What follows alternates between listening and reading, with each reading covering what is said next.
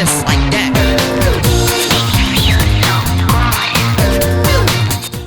Eh bien bonjour tout le monde, on se retrouve pour une toute nouvelle vidéo sur Sim Park Tycoon 2 dans un environnement que vous connaissez bien, mais inhabituel quand même, hein. C'est vrai que d'habitude on a tendance à se retrouver du côté de l'entrée de notre parc d'attractions. Aujourd'hui, pour changer, on se retrouve dans notre zone du fond, vous savez la zone Atlantis, là où on avait construit il y a beaucoup d'épisodes malheureusement, notre merveilleux Water Coaster, notre merveilleux Hyper Coaster qui est devenu un petit peu has-been Hyper Coaster parce qu'il faut le rappeler, un tout nouveau ride system, des Hyper Coaster B&M ont été un petit peu ajoutés donc à ce jeu, et c'est vrai que dans cette génération voilà, des Hyper Coasters, c'était ni plus ni moins que l'Hyper Coaster qu'on avait construit dans notre parc d'attractions, et à l'époque il était tout neuf, c'est vous dire, ça ne nous rajeunit pas. Donc je me suis mis dans cette zone tout simplement pour pouvoir être beaucoup plus près. Oui, j'avais un petit objectif à retrouver des PNJ, des personnages non joueurs avec des petits chapeaux de dinosaures. Donc je m'étais mis ici justement pour pouvoir être vraiment tout près de notre projet, hein, de notre merveilleux spinning coaster.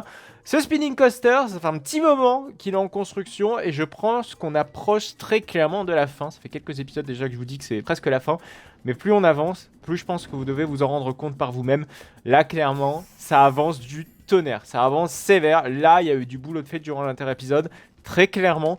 C'est vrai que la dernière fois, on avait construit donc toute la partie donc autour de la spirale, c'est-à-dire le terraforming, ni plus ni moins, donc avec les rochers, avec la bouillasse, etc., un peu de végétation, parsemé de végétation, très important. Mais vous voyez que désormais, on a toute la partie du horse-shoe, et là, je peux vous garantir que ça m'a pris un temps absolument phénoménal, parce que toute la partie du horse-shoe, déjà, il y a plein de murs. Genre, il y a des murs de partout. Il y a des murs de partout de roches, et comme vous pouvez le voir, le détail est poussé à son paroxysme pour ce qui est de la roche. Il y a des rochers de partout, toujours dimensionnés un petit peu de la même façon, avec la même proportion, toujours avec beaucoup de variations. C'est jamais du copier-coller, c'est toujours des murs personnalisés, vraiment texturés à ma manière, ni plus ni moins.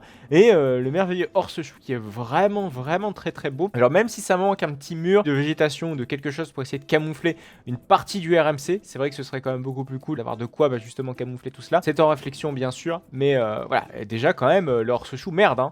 Il y a quand même eu du taf, hein. Il y a clairement eu du taf. Alors déjà, vous pouvez le voir, le merveilleux pont est bien positionné par rapport au pilier, hein. C'est vrai que je vous avais expliqué quand on avait établi ce pont, on allait avoir le pont coupé en deux parties, c'est-à-dire la partie voilà avec l'escalier qui nous mène à la zone, et puis la partie justement où on arrive dans la zone. C'est désormais fait, hein. Regardez, on a un petit portail qui mène vers quelque chose de très particulier, mais ça ce sera pour une prochaine fois, c'est pour un autre projet. Ne vous inquiétez pas, ça va être fait très bientôt. Je pense qu'on va attaquer d'ailleurs ce projet juste après la fin de celui-ci. On va attaquer donc le projet suivant qui va se situer donc dans ce coin-ci du parc. D'ailleurs, on peut même acheter cette parcelle-ci, elle va nous être très clairement utile. Alors expansion plot, unlock plot, et là c'est parfait. Comme ça on va avoir toute cette bande-ci qui va être disponible à la construction, et ça c'est quand même vachement sympa. Alors la construction m'a demandé quand même pas mal de temps, comme vous pouvez le voir. J'ai pas fait si vous voulez un simple sol classique, j'ai essayé de faire des petites variations dans mon sol. Regardez par exemple ici, on a une différence de dénivelé ici. Regardez, on a un étage, un second étage, un étage intermédiaire, et enfin l'étage final. Voilà, l'étage qui est vraiment le plus en sous-sol, va-t-on dire, de la zone thématique. Non, le plus en sous-sol, je pense que c'est celui-ci, mais là on est déjà pas mal, hein. Regardez les murs, la hauteur des murs. Là je me suis quand même bien démené pour essayer de faire un mur quand même assez sympa, et j'essayais de faire aussi des variations des formes pour casser un petit peu, si vous voulez, la symétrie qui était déjà trop présente, et je trouve qu'elle est encore vachement présente. Mais je trouve que la symétrie, il faudrait peut-être éviter qu'elle soit présente en Walk-on. Par contre, en fly view, je trouve que c'est pas gênant, et au contraire, ça rajoute une touche, va-t-on dire, de choses un petit peu cachées, de secrets de notre parc d'attractions. C'est vrai que quand on est en fly view, la vision en tout cas de la symétrie est assez pertinente et assez tape à l'œil. Par contre, quand on est en walk view, là, tout de suite, c'est beaucoup plus savant. Il y a également autre chose qui a changé, qui est vraiment majeur, et je pense que vous l'avez sans doute déjà vu, même vu directement quand on est rentré dans la zone, c'est la couleur du coaster. Alors, comme vous pouvez le voir, j'ai changé la couleur du coaster. En fait, j'ai repris la même couleur qu'on avait fait au niveau du horse-shoe, qui est également effective, voilà, au niveau de la première partie Dark Ride et la première partie du lift. Donc j'ai repris exactement les mêmes couleurs et je n'ai pas changé les supports. Pourquoi les supports sont si clairs par rapport au rail? Tout simplement parce que déjà je voulais créer un petit contraste. C'est vrai que les rochers sont pas si clairs que ça, et je voulais un petit peu casser cette clarté, je voulais un petit peu contraster, puisque c'est vrai que toutes nos couleurs sont plutôt sombres, et je me suis dit allez, on va essayer de donner un petit coup de boost à la zone. Et surtout ce qui est très important, c'est que les supports, on va pouvoir jouer avec, surtout avec l'éclairage, c'est-à-dire que quand on va éclairer un support blanc, elle va refléter la couleur couleur du spot en lui-même. Alors que la couleur noire, elle va absorber toute la couleur, on va avoir du mal à refléter la couleur du spot. Donc cette partie-ci sera vraiment utile en nocturne. Donc le contraste qu'on aura imposé justement entre support et rail, ça va être très utile à jouer avec l'éclairage pour pouvoir donner des teintes vraiment très chouettes en nocturne de notre attraction. Même si en lumière du jour, forcément quand il fait jour avec le soleil vraiment au zénith, la différence c'est pas énorme. Et puis bon, on va pas se le cacher, les supports blancs sont pas forcément très discrets. Mais je trouve qu'en nocturne, on va pouvoir vraiment avoir une marge de manœuvre qui sera très appréciable dans la création de light show et de ce genre de choses. Je suis très pressé de voir le résultat, je pense que vous en doutez, mais ne vous inquiétez pas, patientez un petit peu, vous allez voir ça très bientôt. Il y a d'ailleurs quelques petites choses que j'ai effectivement bien pensé, surtout au niveau des dénivelés. C'est vrai que je vous ai expliqué que j'avais fait ça en plusieurs étages par rapport à ici, mais je ne l'ai pas fait comparé à ici tout simplement parce que faut bien s'imaginer que s'il y a un rollback, s'il y a un problème, s'il faut vérifier les supports, etc., faut qu'on ait un accès relativement facile au niveau de ce creux-ci. Donc ce que j'ai fait, c'est qu'ici j'ai plus fait une rampe qui serait donc accessible par ici. Donc on essaiera de faire un petit portail pour notre maintenance, qui puisse vérifier s'il n'y a pas des objets perdus, ce genre de choses, que ce soit très facile d'accès et qu'on puisse placer ça relativement facilement. Donc un petit portail ici qui nous permet d'avoir accès à 2 zones critiques de notre attraction, c'est-à-dire juste en entrée et en sortie du hors-chou ici et ici. Généralement, quand on arrive au niveau des boss, voilà, c'est pas trop un problème. Hein. Généralement, quand il y a un rollback, même si c'est assez rare quand même, hein, les rollbacks sur les parcours, ça arrive, mais c'est très rare, c'est d'avoir des accès relativement faciles à ces endroits-ci.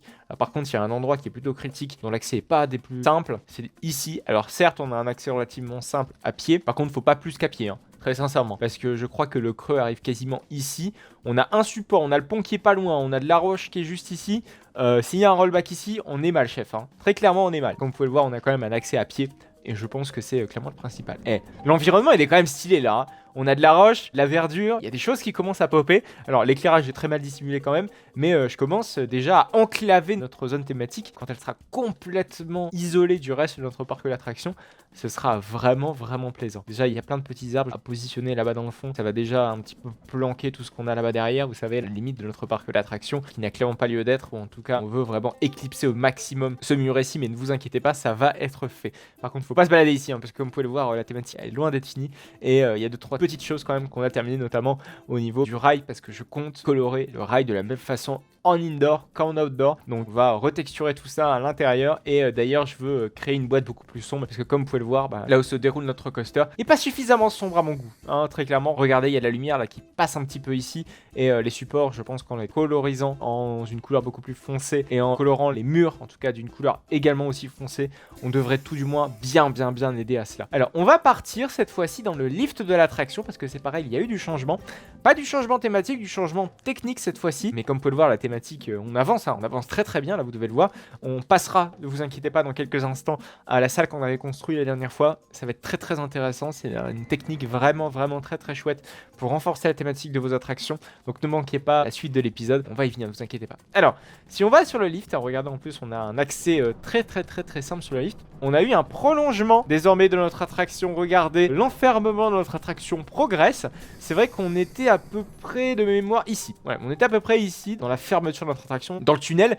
Désormais, ça a été prolongé quasiment en haut du lift, hein, très clairement. Alors, pas tout à fait en haut, parce que vous savez, le haut du lift est plus par ici, mais on arrive quasiment au haut du catwalk. Donc, je juge que c'est en haut du catwalk, mais pas forcément en haut du lift. À terme, je veux bien sûr que ce soit couvert jusqu'au bout, mais pas que ce soit couvert jusqu'en bas. Hein, comme vous pouvez le voir, j'ai essayé de faire en sorte qu'on n'ait pas trop de soucis, parce qu'il faut bien penser qu'un parc d'attraction, ça construit intelligemment ses bâtiments. Si un parc d'attraction n'a pas besoin d'un bâtiment, il n'ira pas jusqu'au bout. Regardez, si jamais on avait prolongé nos murs jusqu'en bas, on se serait sans doute jamais servi du bas, parce qu'il y a du support, enfin bref, c'est absolument dégueu.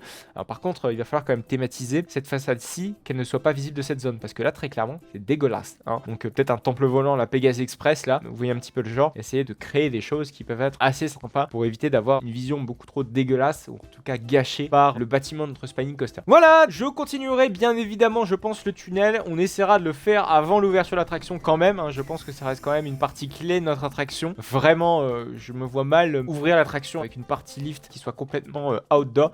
Donc ça va être corrigé, ne vous inquiétez pas. On rentre dans la file d'attente, on va justement évoquer la salle que je vous parlais justement au tout début de cette vidéo, ou juste avant qu'on évoque ce lift plutôt. Donc là la salle n'a pas changé bien sûr, donc c'est le fameux parc à bœufs avec les merveilleux parchemins, les livres, etc. etc.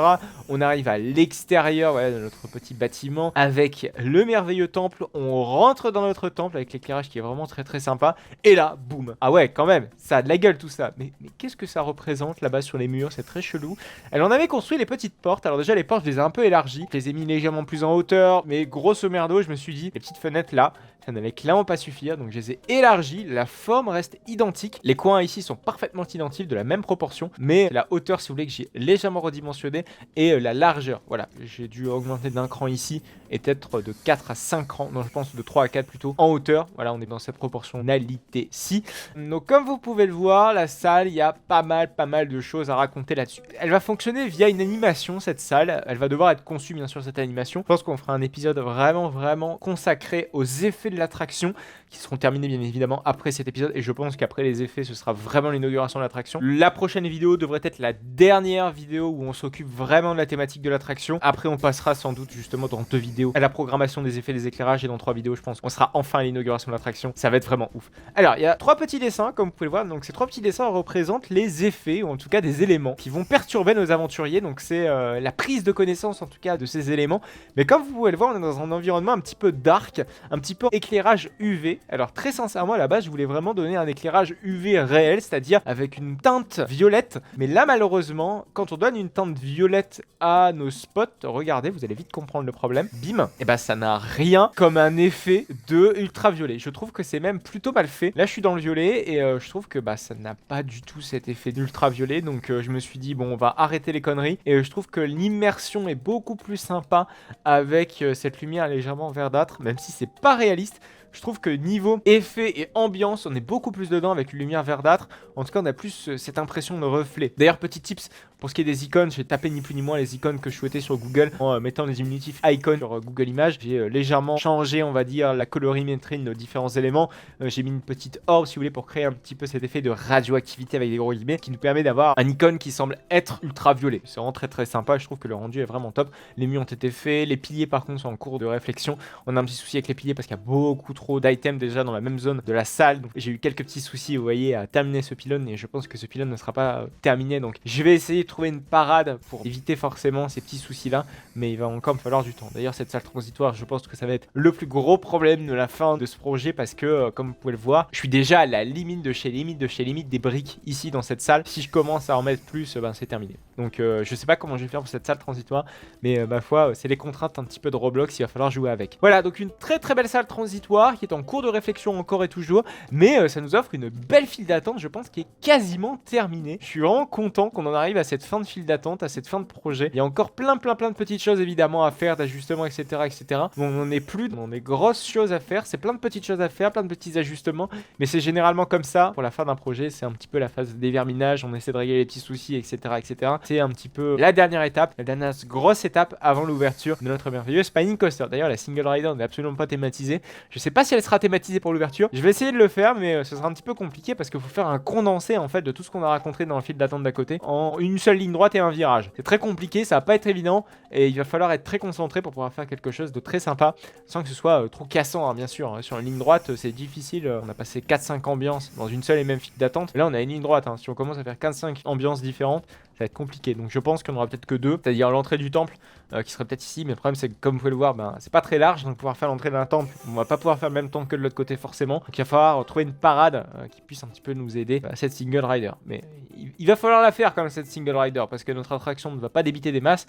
Il va falloir optimiser la capacité avec son paroxysme, et ça me paraît très important en tout cas pour un projet de cette envergure. Il y a une salle que je souhaite faire donc avec vous, qu'on va commencer à concevoir évidemment en vidéo. C'est cette merveilleuse salle qui est l'une des dernières, c'est même la dernière salle à concevoir qui est assez imposante. C'est la salle du frein finaux. Alors cette salle du frein finaux, elle va être très importante, puisque on va concevoir une ambiance jungle, en fait on va reproduire l'ambiance extérieure et on va mettre plein de petits rochers, etc., etc. Faut bien se rendre compte que on est rentré dans une grotte, il faut bien re-rentrer dans le temple, hein, parce qu'ici on arrive dans la même ambiance que comme on est rentré dans le véhicule, donc il faut se remettre, j'ai envie de dire, un petit peu dans ce contexte et essayer que la transition soit pas toute brutale. Donc c'est un petit peu ce que je veux donner à cela. Mais évidemment, on a plein de parties techniques à droite, à gauche. Regardez, on a le catwalk qui est juste ici. On a le transfert track qui est à gauche. Les gars, il va falloir vraiment faire quelque chose d'assez thématisé pour essayer de planquer tout cela. Et ça va pas être de la tarte, hein. Ça, je peux vous le garantir. Alors, déjà, ce qu'on peut faire, par exemple, juste ici, c'est au niveau du transfert track. On va essayer de planquer. D'ailleurs, j'ai volontairement laissé deux petits supports pour essayer de faire un maximum de thématiques à ce niveau-ci. Donc, on va essayer de planquer le transfert track. Pour ça, il va falloir ruser de créativité et d'inventivité. Alors, je veux juste voir où ça nous mène en faisant ça. Alors, ça nous mène plutôt au bon endroit. Regardez, en fait, on va mettre plein de petits cylindres. En fait, ce sera ni plus ni moins que du bois, mis les uns à côté des autres.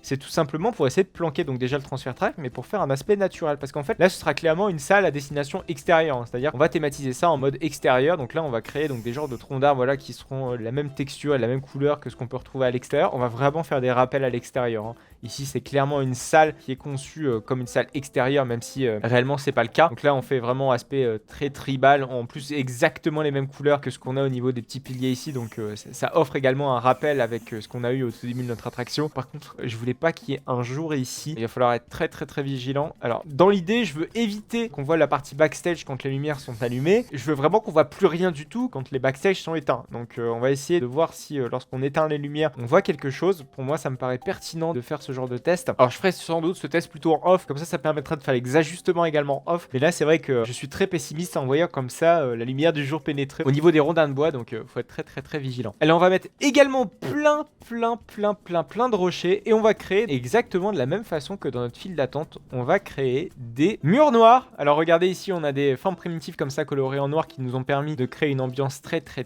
dark.